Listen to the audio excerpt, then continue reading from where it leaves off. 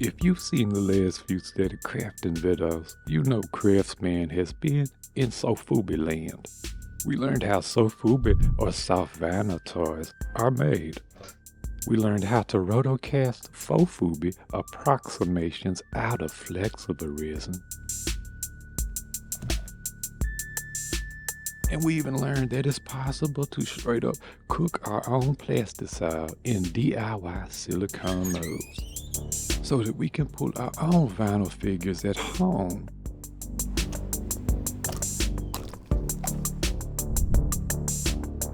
And when we last left off, Craftsman was painting a mold onto this little cereal premium, strictly for testing purposes. I said, if this technique right here works, it will make our molds better, faster, stronger, and significantly cheaper than using solid molds. I fired up the oven, and look at her. Our first test was successful enough for me to proceed. The concept is pretty simple. Craftsman was emailed by my buddy Jonathan, who said, "Hey Craftsman, do you know silicone?" I said, "Oh baby, that's right. Silicone holds up to 450 degrees, at least this one does. I'm using dragon skin, but I use either the fast or very fast because I can paint it on." Now the magic happens when you add some metal particles for conductivity. Craftsman uses a 1:1:1 ratio, A to B to C, C being copper. So part A, part B, and copper is all 1:1:1. Very simple. I mix the copper into the B side first, alright? And this, it always looks like it ain't gonna be enough, but just keep mixing it. Then we're gonna add in our A part, and that should liquidify things a little better and get it to a brushable consistency. Oh, go ahead and have you some mineral spirits in a little cup. That's how you're gonna clean the silicone off your brush, okay? Now we're going to apply our silicone onto our character. And we're not gonna get antsy or anxieties. We're just gonna breathe slow. This dragon skin silicone I'm using will be cured in 30 minutes. But I found I can apply my second and third layers sooner than 30 minutes apart. We want to add us another, 2-3 layers to this so it ain't floppy. Now, I like to have me a nice substantial flange to my mold, okay? This is optional, but it's gonna let you get a good grip on it. I want to take at least just a second to talk about object preparation. Craftsman will simply attach a little cup, a little roundy, just a shape onto the end of the neck or the head opening, wherever the opening of your object is. Having you like a cup or a flange is going to help with excess plastisol as well. But once you're done, you wind up with a fairly resilient mold. Look at that. Now, for the record, Craftsman did try some nickel silver since I had some left over from about 6 or 7 years ago. But I don't recommend it because it's expensive.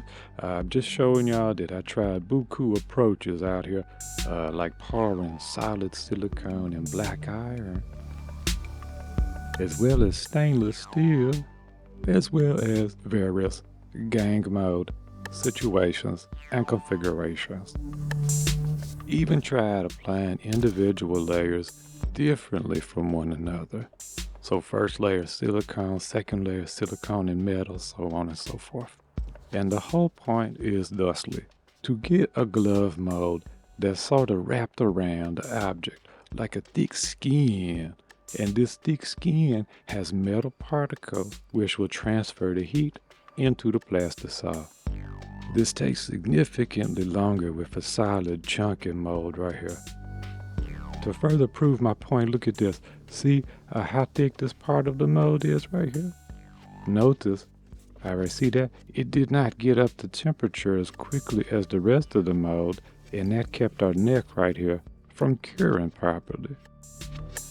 Another little breakthrough Craftsman had, Hobby Lobby had this little epoxy, little tumbler rotationary deal right here, motor, turned out to be fabulous for this process. Not only does it free up both hands, but it results in a smoother, more professional looking mold. Now, you want your molds to be able to stand up or otherwise, be able to secure them because they're gonna have liquid plastisol inside and you don't want to spill them. One crude solution Craftsman did, I just, took my metal rack out and just kind of bent it. We negotiated to where it can hold some molds like this style. See that? Not only I modified my oven rack, but look at this.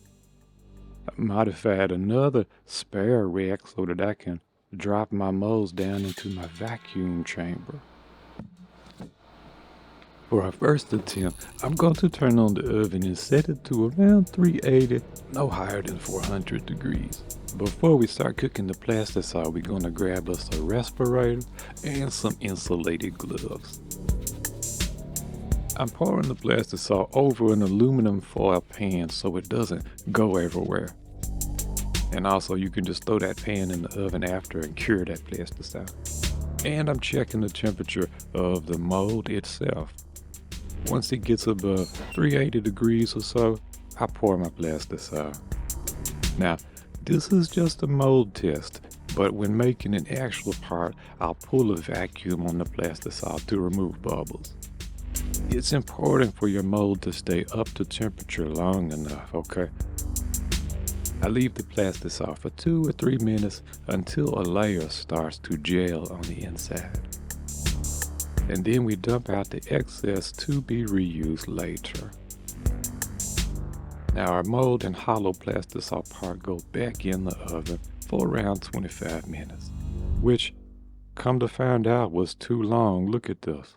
Or too hot. We got a toasted marshmallow. But that's exciting because it confirms the metal and silicone glove mold is transferring heat to the plastisol more efficiently. I repeated the process, lowering the time from 25 minutes to 15 minutes to 10 minutes. Also trying to find the best temperature at the same time, which for me ended up being 370 degrees. To remove the parts, I submerged the molds in cold water. And here's one way glove molds are unique. Because look, you can literally just inside them out. The molds kind of peel and they're pretty tough, especially when built up in layers. And for larger molds, big molds, you probably want to do some kind of extra support around the mold, like a shell, rigid. The parts have a nice gloss to them as well, which is a good sign when you see that. Now, when you go to choose a silicone, I don't want you to be disappointed, okay? I have found that the very fast is probably maybe too fast. The fast is about fast enough. The medium is still acceptable for paint-on application, but I would reserve it for situations where you need more time to apply the silicone, and you might even put it in the pressure pot afterwards. But we've cooked up a bunch of plastisol parts out here so far. The molds have not fallen apart, don't you? Yeah, at some point, I imagine I have to, remake more or whatever, but the vinyl just seems to slip out of here easier than it does with resin. All of our earliest vinyl pulls are going to be Patreon direct supporter giveaways. We've already been sending some out in the mail and including some with orders, so that's what we're doing with those for right now. But we're hoping to sell some vinyl as soon as we get it really down pat. And I got some other figures and parts that we're getting ready to cook up in vinyl. Also very exciting and encouraging it has been to see the soft vinyl community doing DIY molds. Check this out. And in other news, the sound booth has been dismantled. Rest in peace, sound booth. You were very well insulated. I needed to free up the space in this corner for enhanced toy production, so that's what I did. I took the sound booth apart and I used the wood to extend my workbench on over and jerry-rigged me a vent for my airbrush motor. And just because I got rid of the sound booth does not mean we're gonna quit doing animation. Craftsland and me and some other folks, some friends of ours, collaborate on animations right now. And speaking of vinyl production overseas, Auto 7 is still in production. I get a lot of questions about that. I just want y'all to know that that's in the works. That's why these DIY molds are so exciting. Because you out here in an hour, you got something that would, you normally have to wait 6 or 7 months for. And we also got some monochromatic 1959 pocket knives in production. And that's what we're doing, ladies and gentlemen. We're just keeping on making toys, just trying to, it seems to be what the demand is for. So, and in this economy right now, we just, like everybody else, trying to pay the bills, trying to make things happen.